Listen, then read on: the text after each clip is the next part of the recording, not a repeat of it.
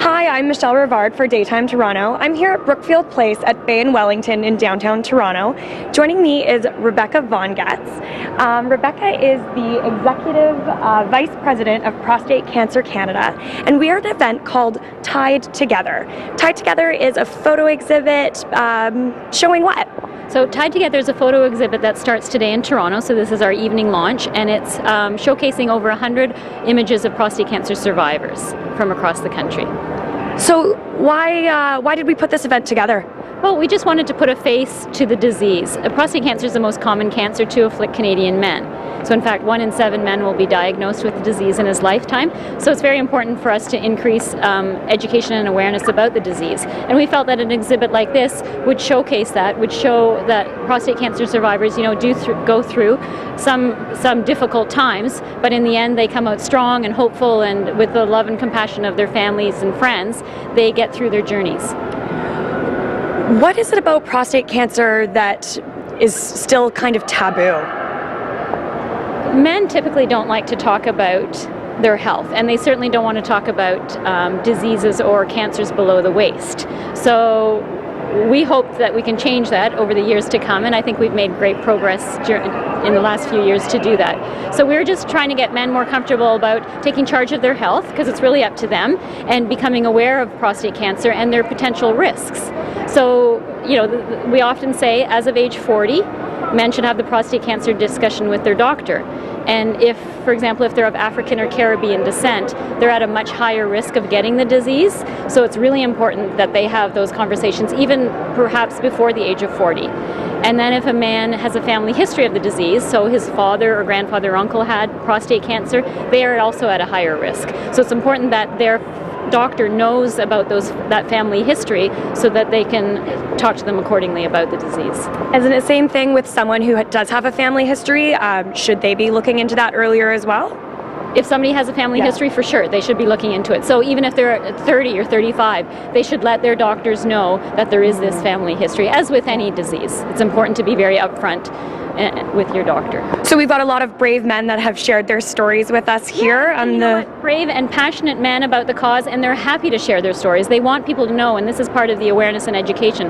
They're comfortable talking about it, so they're happy to let people know what they went through. Are there any photos here that you think are really impactful that you'd like to particularly highlight? Well, of course, being from Toronto, we are very happy to have the former Jack Layton here with his wife Olivia, and Jack was a great ambassador for the cause, and we appreciated everything he did, and he fought courageously. So there's a lovely photo of him and Olivia Chow.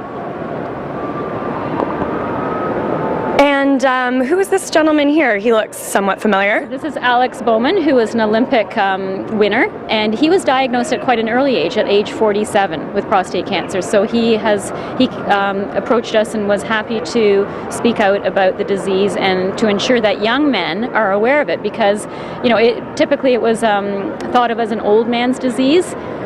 But as you can see, here's someone age 47 who had it, and we've even seen prostate cancer in men as young as age 30. Yeah, and I've noticed in the last couple years that with Movember, it really seems that the awareness is being increased in younger men as well. Yeah, we're blessed to have Movember as one of our major campaigns, and certainly it has raised awareness of the disease. The mustache becomes the walking, talking billboard for prostate cancer. And men talk about prostate cancer when they normally wouldn't. So they're in a bar, at the office, they are engaging in these conversations partially because of that campaign. Yeah. And what other events does Prostate Cancer Canada do as fundraisers or to build awareness? So we have a few signature events, and we have a couple coming up this spring. So in April we have something called a wake-up call, which is a business breakfast. So it's a networking opportunity for business professionals. It's early in the morning, it's for an hour and a half. It's in several cities across the country, and we have a speaker come in, typically a prostate cancer survivor, and then a doctor, and it's really about education and awareness of prostate cancer. So these businessmen go back to their offices, and hopefully will talk about the disease with their colleagues and spread the word that age 40 is critical, and they should be having discussions with their doctor. Absolutely. And you said that event was happening in Toronto in April? Yeah, April 4th in Toronto, and then it goes across the country for the month. And then our second signature event is our Father's Day Walk Run, which has been going on for many years. And it happens on Father's Day in 11 cities across the country. And again, it's an opportunity for prostate cancer survivors to band together with their families, and they come out in great groups, and it really is a family affair. And it's a lovely way to start Father's Day and recognize the men that we love. That's fantastic. And I think there are some photographs of that event as well. Yeah, over Maybe here. we could go have a peek for those. So what made you passionate about prostate cancer? Well, there's a family history in my family as well. So my uncle passed away from prostate cancer. So that was certainly on my radar. And then when I found out about the foundation, I was very intrigued and I wanted to make a difference. Yeah. My grandfather and my father both had prostate cancer as well. So my younger brother, he's only 25, but sometimes I worry about him as well, because it's the same thing. I say to him, you know, like, we've got to worry about dad and granddad, and it's something you should look into too. And he does the, oh, I don't know. So. Well, and what we're trying to do with the younger generation, young men, is to have those conversations and be comfortable talking about their health and really take charge of their health. And these 25-year-olds likely have fathers who are in their 50s and 60s, and they should be talking about prostate cancer with them as well, to advise them and have those comfortable discussions about it, openly talk about prostate cancer. So the event is happening here in Toronto, and I hear it's also a traveling event, so it will be hitting some other cities? Yes, it was in Halifax in the fall, and then it's traveling for the next few months across the country in major cities. So if people would like to come and see the event, it's happening here at Brookfield Place.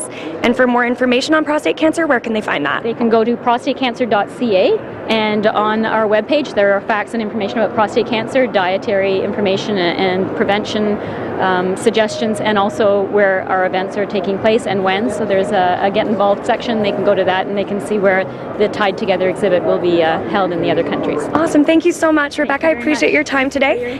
And back to the studio.